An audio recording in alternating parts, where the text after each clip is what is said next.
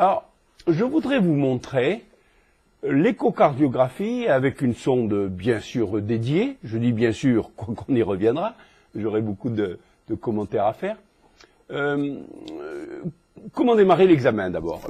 Vous le voyez, la sonde est placée, en tout cas c'est ma technique d'enseignement, très haut, le plus haut possible si j'ose dire, en parasternal gauche, ça c'est pas ma technique d'enseignement. Et on commence par, si j'ose dire, ne rien voir de bien précis.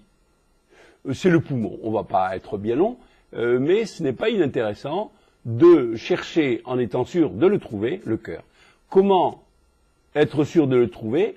Eh bien tout simplement en descendant, à partir de cette position qui est assez haute, vous descendez en parasternal gauche, donc je vous disais, jusqu'au moment où, regardez bien, là ici c'est, pas insister longuement, hein, c'est la surface pulmonaire qui arrête les ultrasons, qui donne des échos artéfactiels, jusqu'au moment donc, je continue, où vous voyez quelque chose qui bouge. Vous voyez quelque chose qui bouge, vous êtes en parasternal, la preuve c'est que si je vais sur le sternum, eh ben on voit plus rien, bien sûr. Si je vais davantage vers le sternum, c'est-à-dire bien sûr vers la droite du sujet, si je vais davantage vers la gauche, je retombe sur du poumon, bon. Et on voit quelque chose qui bouge.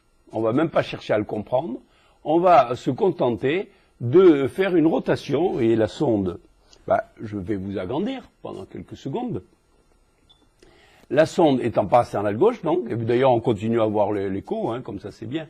La sonde est donc en parasternal gauche, et regardez l'extrémité inférieure de la sonde, là, celle qui est là, selon ma technique, on va, qui est générale pour toute l'échographie, si j'ose dire, on va tourner dans le sens anti-horaire.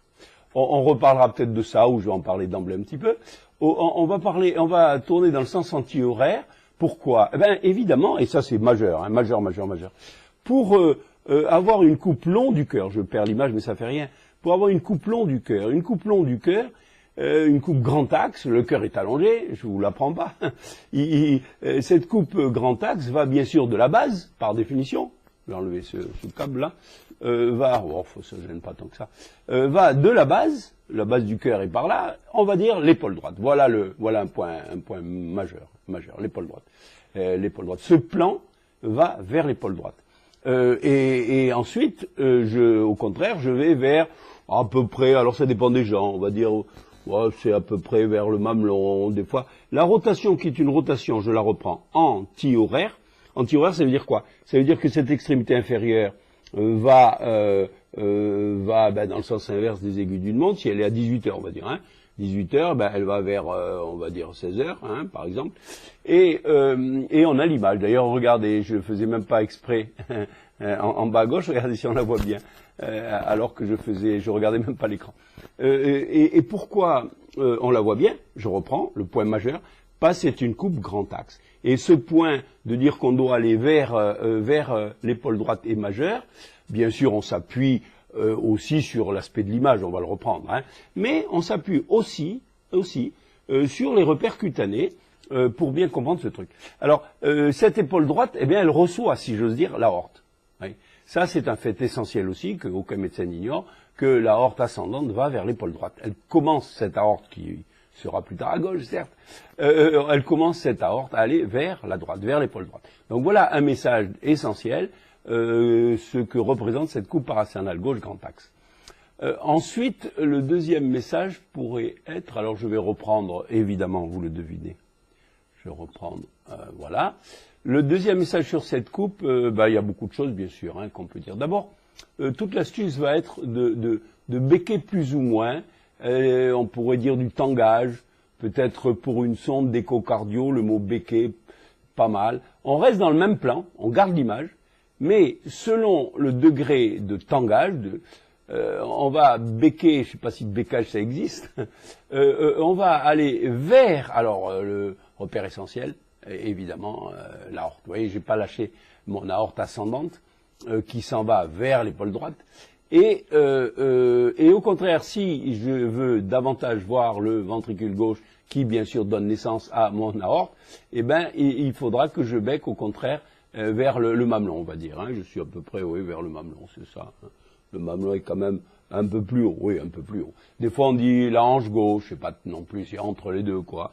L'os iliaque, hypocondre gauche, comme on voudra.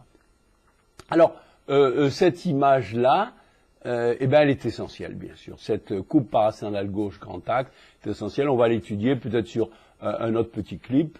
Mais vous la reconnaissez dans cette première partie que je voulais faire, où je voulais montrer, voilà, je récapitule la position de la sonde, la rotation, bien sûr le sujet en décubitus latéral gauche.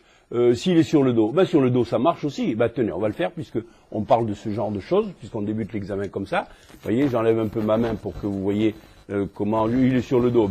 Je commencerai l'examen, je vais aller un petit peu plus vite, en commençant bien haut, je descends, je prends ma main gauche, je vais être un peu moins habile, parce que j'ai moins l'habitude, je descends, je vois le cœur, je tourne, ma petite rotation, je ne sais pas si vous l'avez vu dans ce sens-là, et en tout cas vous avez vu sur l'image, ça change. Avant, comment j'étais?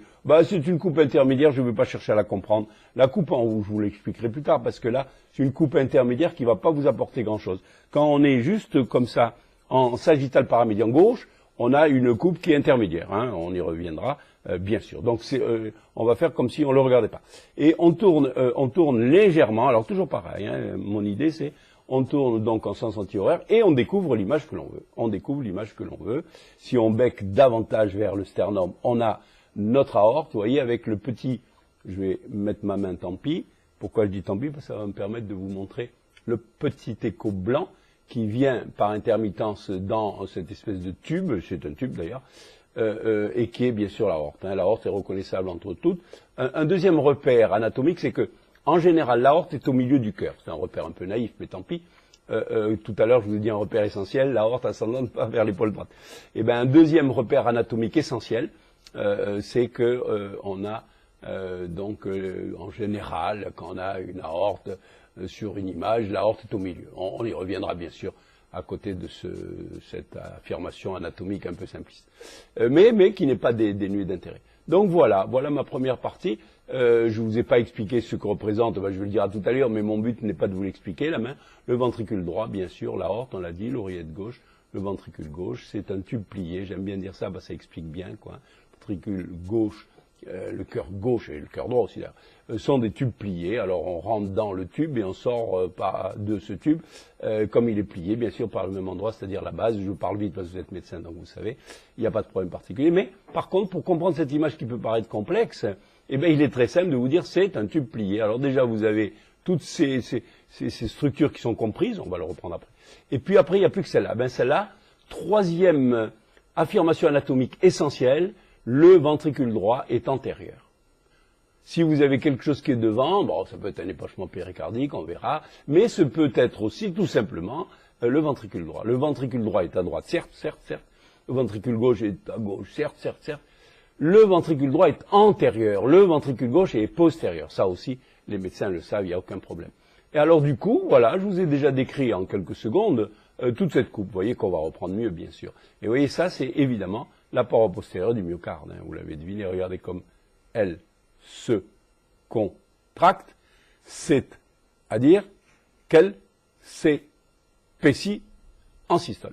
Et on pourrait le dire pareil là, en l'agrandissant pour le septum interventriculaire. Vous avez deviné que ça sépare les deux ventricules. Ça va de soi. J'ai dit tout à l'heure que j'en parlais pas, donc je stoppe.